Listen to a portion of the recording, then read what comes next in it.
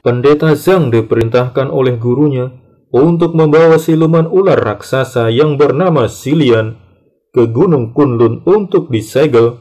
Namun, dalam perjalanan, Xilian berhasil dibebaskan oleh anak buahnya. Setelah itu, Xilian mengisap energi sejati untuk membangkitkan kekuatannya. Pendeta Zhang berusaha untuk mencegahnya, karena jika kekuatan Xilian bangkit, akan menimbulkan bencana bagi dunia. Bagaimana kisah lengkapnya? Yuk, langsung saja kita masuk ke alur ceritanya.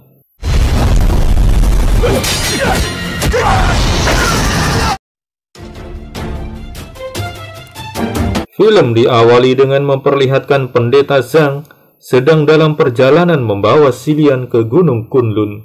Xilian adalah siluman ular raksasa. Namun, saat itu, Xilian disegel dengan kertas sihir.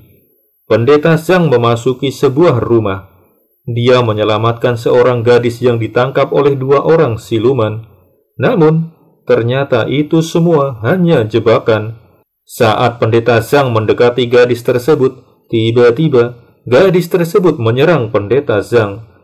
Gadis tersebut bernama Bulan Biru. Dia menyerang dengan kutukan pemakan jiwa hingga melukai Pendeta Zhang. Setelah itu, Bulan Biru membebaskan Xilian.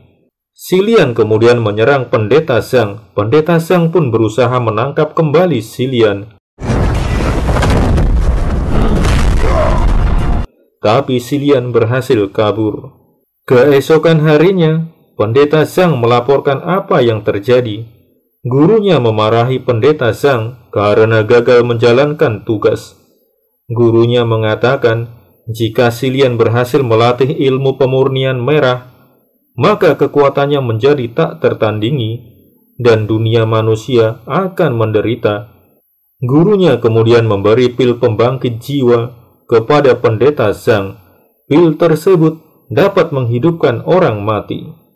Malam harinya, Pendeta Zhang berjalan di kota. Ia bertemu dengan seorang ibu. Ibu tersebut mengatakan kalau anaknya diculik oleh iblis putih di sebuah makam.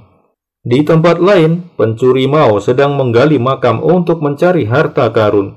Tiba-tiba muncul iblis putih. Saat itu muncul Feng Yi dan langsung menyerang iblis putih. Feng Yi berhasil mengalahkan iblis tersebut. Namun, saat lengah, iblis putih menyerang Feng Yi.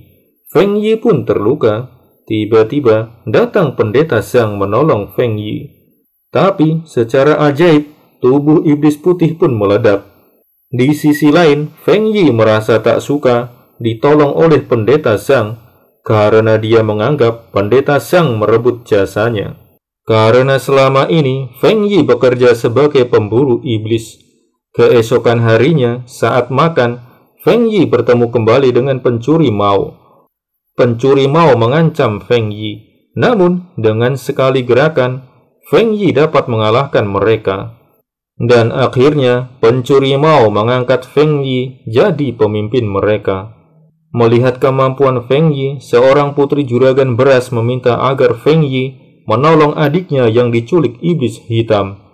Feng Yi kemudian diajak ke rumah sang juragan. Di sana ternyata sudah ada Pendeta Zhang yang juga diminta untuk menolong anak juragan. Melihatnya, Feng Yi merasa tak senang karena dengan sendiri saja dia pasti dapat mengalahkan iblis hitam. Namun, setelah dinasihati sang juragan, mereka berdua akhirnya mau bekerja sama. Setelah meramal tanggal kelahiran anak juragan, Pendeta Zhang mengetahui kalau anak juragan tersebut bertubuh Ying. Tubuh Ying adalah tubuh yang sangat diperlukan oleh Xilian untuk berlatih. Di tempat lain, karena kasihan dengan anak juragan, Bulan Biru ingin menyelamatkannya, namun dia ketahuan Xilian. Xilian pun mengancam akan menghabisi Bulan Biru jika dia berani mencoba membebaskan anak juragan tersebut. Setelah itu, Xilian menghabisi anak juragan. Malam harinya, Feng Yi dan Pendeta Zhang mencari iblis hitam. Mereka berpura-pura membawa peti jenazah untuk memancing iblis hitam. Dan benar saja, iblis hitam pun muncul. Feng Yi pun langsung memburunya. Mereka pun bertarung. Feng Yi berhasil membuka topeng iblis hitam. Iblis hitam tersebut ternyata bulan biru. Melihat kecantikan bulan biru, Feng Yi pun jadi lengah, hingga bulan biru dapat menyerangnya. Saat itu, Pendeta Zhang datang dan membantu Feng Yi. Bulan biru pun dapat dikalahkan. Pendeta Zhang ingin menghabisinya, tapi dicegah oleh Feng Yi. Bulan biru pun ditahan di rumah juragan. Juragan pun sangat marah mengetahui anaknya telah tewas. Feng Yi sangat baik terhadap bulan biru. Dia memberi makan bulan biru saat dalam kurungan. Mengetahuinya, Pendeta Zhang marah.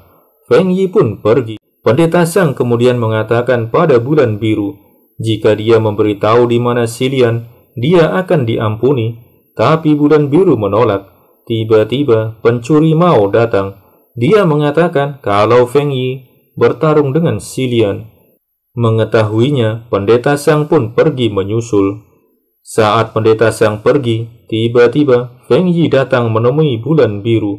Ternyata yang disampaikan pencuri Mao hanyalah tipuan, agar Pendeta Zhang pergi dan Feng Yi dapat menemui bulan biru. Feng Yi memberi makan bulan biru.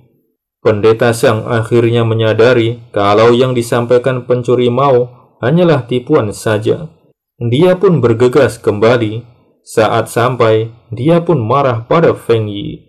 Pendeta Zhang mengatakan jika Xilian mendapatkan tubuh yang sesuai dan berhasil melakukan pemurnian, dia akan berubah jadi piton raksasa Xuantin yang sangat kejam.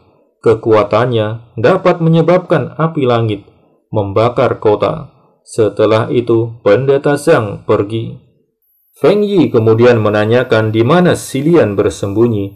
Bulan biru bersedia membawa Feng Yi ke markas Xilian. Namun, bulan biru meminta agar Feng Yi tak menghabisi Xilian dan meminta agar Feng Yi tak memberitahu Pendeta Zhang. Pada malam harinya, saat makan malam, Feng Yi mencampur obat tidur pada minuman Pendeta Zhang. Pendeta Zhang pun tertidur. Setelah itu, bersama bulan biru dan pencuri Mao, Feng Yi pun pergi menuju tempat Xilian. Dalam perjalanan, Feng Yi sempat menanyakan pada bulan biru mengapa dia mengikuti Xilian. Bulan biru menceritakan sejak kecil dia dapat berkomunikasi dengan ular, sehingga tak ada orang yang mau berteman dengannya. Dia dianggap monster, hingga dia bertemu dengan Xilian, dan Xilian mau berteman dengannya. Singkat cerita, mereka pun sampai di markas Xilian.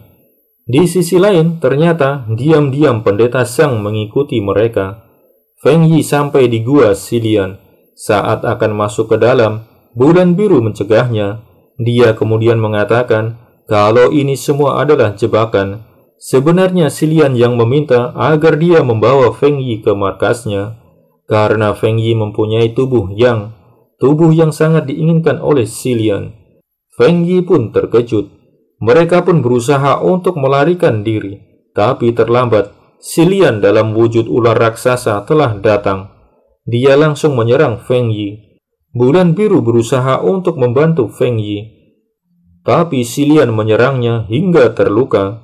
Pencuri Mao pun membantu, tapi mereka pun tewas. Xilian pun menghabisi bulan biru. Setelah itu, Xilian menyerap energi dari tubuh Feng Yi. Xilian pun berubah jadi piton raksasa. Saat Pendeta Zhang menemukan mereka, Feng Yi dan lainnya sudah tewas.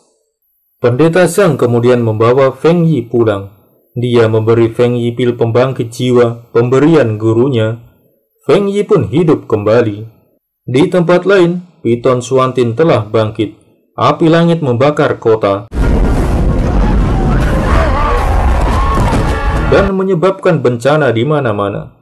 Xilian dalam bentuk piton Xuantin pun menyerang penduduk kota.